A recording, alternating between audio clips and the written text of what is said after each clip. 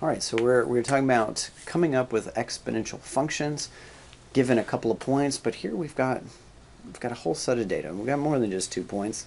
And so ordinarily, you'd graph this as a scatter plot, see what it'd look like, and you come up with an equation to fit that set of data. Okay, so the table shows y, the number of students enrolled in an elementary school each year x that the school has been open. So we're going to use our calculator to draw a scatter plot of this, x comma the natural log of y. So the first step is to go ahead and put this into the graphing calculator, just the set of data as you see it. So I went ahead and did this for us so I can save myself some time, but let me remind you where you put that stuff in. So you first go to the Stat menu, and you're going to choose number 1, Edit. So you hit Edit. Under L1 you put all your x values. Under L2 you put all your y values. Now what we also need are the natural log of y, because we want to see if this thing is exponential or not. So scroll over to L2. Now you can see it's right below the title L3. Scroll up, and so that your little rectangle is highlighting L3. And inside that title, you're going to type natural log of, inside the parentheses, you're going to put second L2. L2 are all of the y values. So it's going to take every single one of those y values and take the natural log of it. Close those parentheses, hit enter, and so I didn't have to do all of that stuff by hand. It's all right there in the calculator for me. Okay, so now to do the scatter plot so I can look at these numbers, I'm going to go to second y equals for the stat plot. Just hit number 1. We need to turn the thing on. Now this one's a little different. It's going to default to L1 and L2. L1s are x values, L2s are y values, but we don't want those. We want L3, which is the natural log of our y values. So that's second, number 3 for L3. Now remember, you don't just hit graph here. You want to go to zoom. I have to quit out of this. I want to go to zoom, and I want to choose number 9, which is zoom stat. Now look at that data. That data looks pretty much like a straight line. If x comma natural log of y is a straight line, that means the original set of data must have been an exponential function.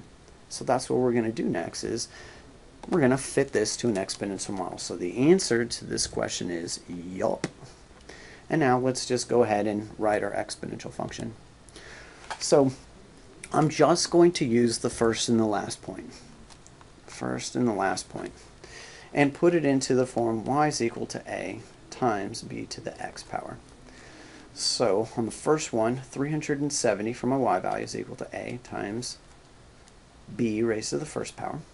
And then for the next point, I have 598 is equal to a times b to the 5th power. Solve the first one for a. So a is equal to 370 over b. And take that, stick it in for a in the second equation. So 598 is equal to 370 over b times b to the 5th. Okay, so we know what's going to happen with those exponents. We're just going to subtract them, so that's 370 b to the 4th.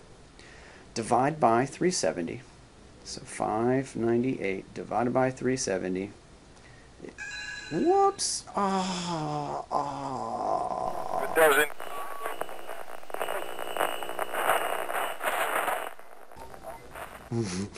Oops. Okay, anyway, so what we were doing is we were dividing both sides by 370 is equal to b to the 4th, and now I need to take the 4th root of that. So the 4th root. Now it's, bring up that calculator. So let's bring up the calculator here, quit out of this, and type in, I want 598 divided by 370. Okay, and then I need to take 4th root, so I can just raise that to the 1/4 power or to the 0.25 power. That would do it. And I get a base of about I'm going to round it here, 1.13. So b value is about 1.13. Okay, it is definitely round. It's supposed to be like some sort of irrational number. Okay, so now let's stick it back up in here. A is equal to 370 divided by 1.13. And I'm going to use the number that's in the calculator for that. So in the calculator, 370 divided by, and then call that back up as second answer. Hit enter, enter, come on, enter, there we go. 328.2, maybe? 328.2. So we're going to rewrite our equation as y is equal to 328.2 times 1.13 raised to the x power. Here we go. Here is an exponential model for that set of data. Okay? All right, so now, since we've been using the calculator, we could have done that part in the calculator too, called exponential regression, right?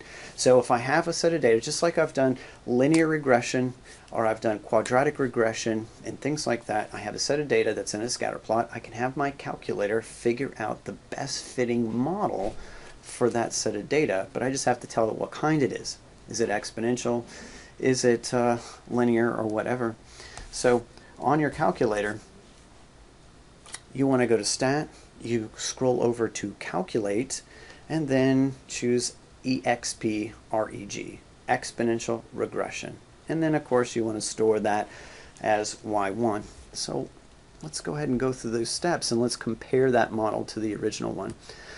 So, oh, actually, I think this is on this next slide. Yeah, so use your calculator, find an exponential regression model, fit the data, and then compare it to our original equation, the one that we got before.